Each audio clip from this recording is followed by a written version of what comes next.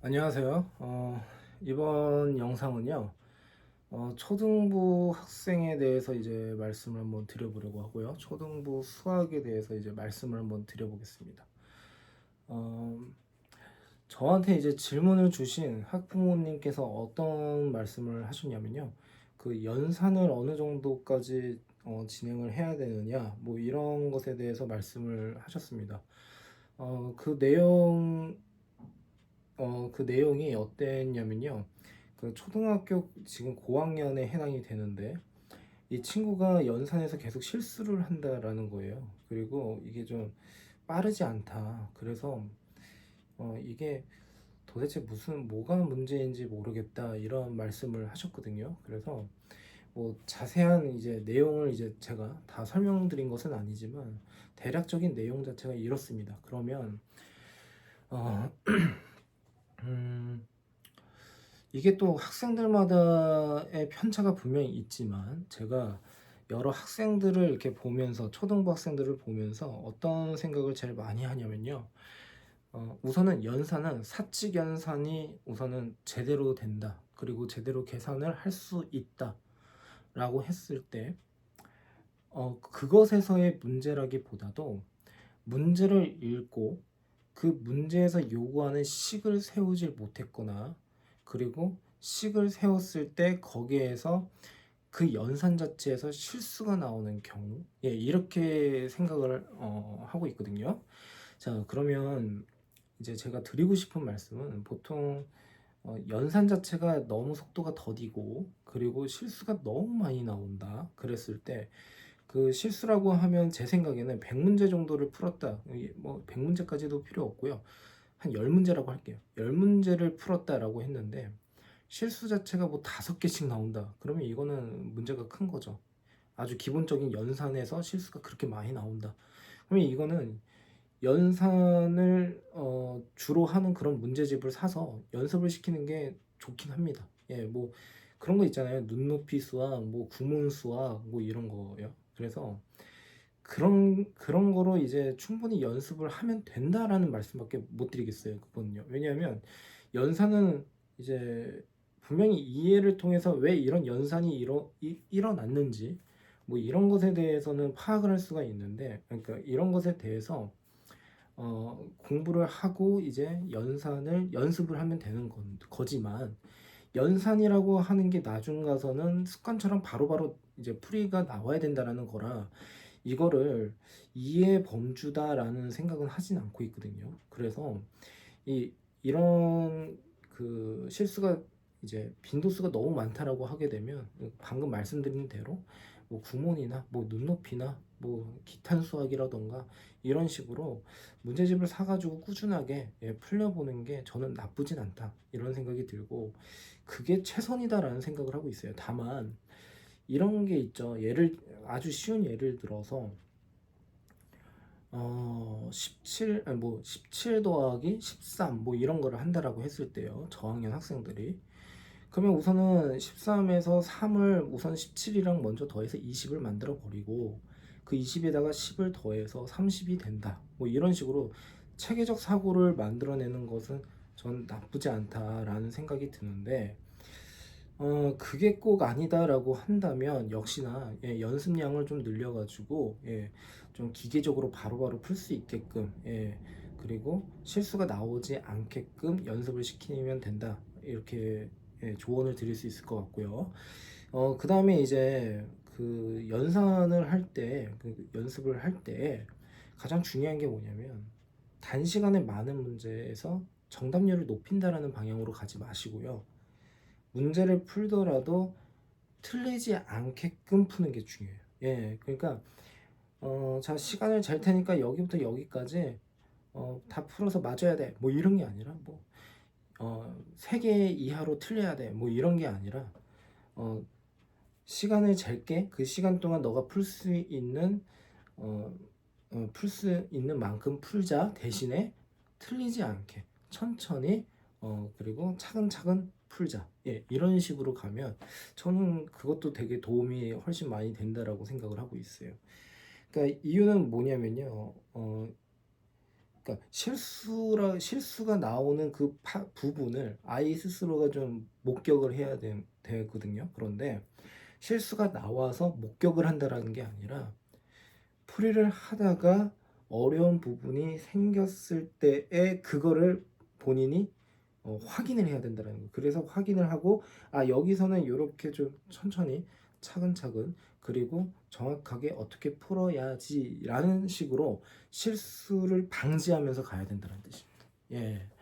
이게 참 말로 설명하기가 참 쉽지는 않은데요. 그래서 그런 식으로 이제 연습을 좀 시켜 주셨으면 합니다. 그런데 연산 자체가 문제가 되는 초등학교 고학년은 그렇게 많지는 않다라고 보고 있어요. 저는 오히려 어디에서 이제 문제가 발생을 한다라고 생각을 하냐면 특히 글밥이 많은 문제들, 이런 문제에서 아이가 식을 세우고 그리고 그 식을 통해서 결론을 도출을 하는 그 과정에서 문제를 틀렸다라고 한번 해보겠습니다.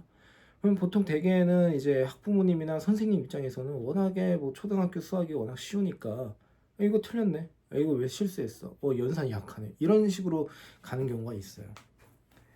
근데 그거를 좀 들여다보면은 이 친구들이 실상은 수학 독해가 약해가지고 거기에서 이제 식을 세우는 게 약하다라는 거지.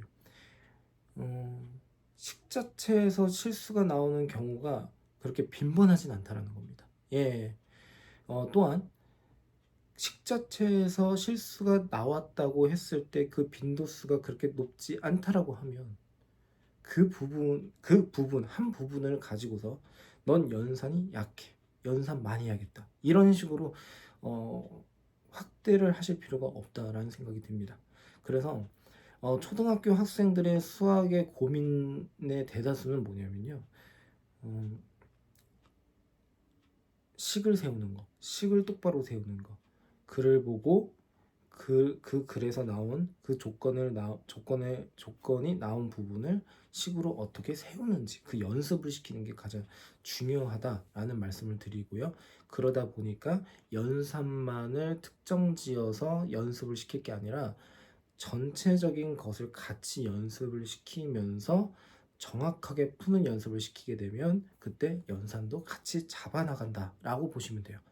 예, 그래서 특정 연산에만 치중을 뭐 하라라고 하는 게 아니라 전체 그러한 유형과 문제에 대한 것을 유형적으로 한번 같이 보고서 그거를 해결해 나간다 라는 식으로 생각하시면 좋지 않을까라는 생각을 하고 있습니다. 물론 이제 학부모님이 이 영상을 보신다면 우리 아이는 그래도 실수가 너무 많은 것 같은데 라고 했을 때는 첫 번째 제가 말씀드렸었던 그 연산 연습에 대해서 이제 생각을 해주시면 되고, 그런데 이제 간혹 가다가 실수가 좀 나오는데 역시 이렇게 보니까 이 친구 자체가 식 세우는 것에서부터 좀 문제가 좀 많다라고 하게 되면 그런 것들을 좀 연습을 좀 시킨다라는 쪽으로 가면 되겠죠. 유형적으로요.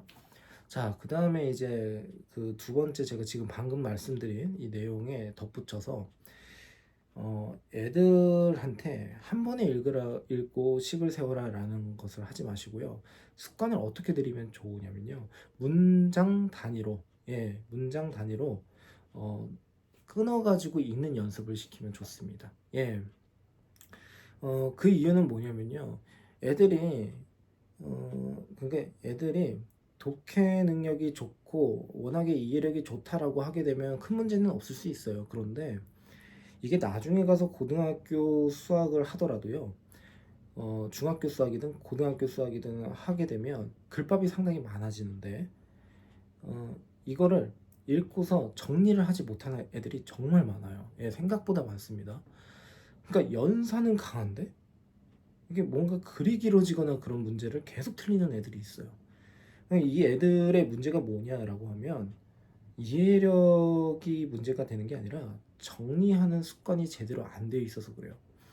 그러니까 결국에는 문장 단위로 끊으면서 그 문장에서 어떤 내용을 설명하고 있는지를 파악하면서 가게끔 해요. 그러니까 이렇게 연습을 시키게 되면 당연히 시간이 오래 걸릴 수 있겠죠. 그런데 이게 익숙해지면 어떻게 되겠습니까?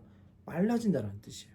그래서 한 번에 보게끔 한 번에 읽고서 식을 세워라가 아니라 차근차근 끊어서 읽어라고 해서 슬래시 표시를 하면서, 그리고 만일에 학부모님이나 학부모님께서 아이를 지도한다라는 개념으로 가시게 된다면 거기에 좀 더 덧붙여서 뭐 형광펜으로 핵심이 되는 조건 이런 데다가 밑줄도 한번 쳐봐라. 그리고 또는 키워드가 되는 부분에다가 동그라미를 다 쳐봐라. 예, 이런 식으로 해주시는 것도 전 나쁘지 않다고 생각해요. 결국에 수학은 문제를 보고 본인이 분석을 해서 그걸 해결하는 능력이 중요한 거잖아요. 근데 해결 능력 이전에 독해 능력이 중요하다는 거예요. 독해. 그러니까 이거를 한 번에 읽고서 파악을 한다, 이런 식으로는 연습을 안 시키셨으면 좋겠습니다. 그러면 이렇게 했을 때 효과는 뭐냐라고 하게 되면 문제를 분석하는 안목 자체가 상당히 좋아져요. 그래서 그런 것들을 정확하게 파악을 하면서 하면 나중에 가서 글밥이 긴, 그리고 문장이 상당히 긴 그런 수학 문제를 풀어도 아주 본인이 딱딱딱 끊어가면서 해결할 수 있는 능력 자체가 커진다. 이런 말씀을 드리고 싶습니다. 감사합니다.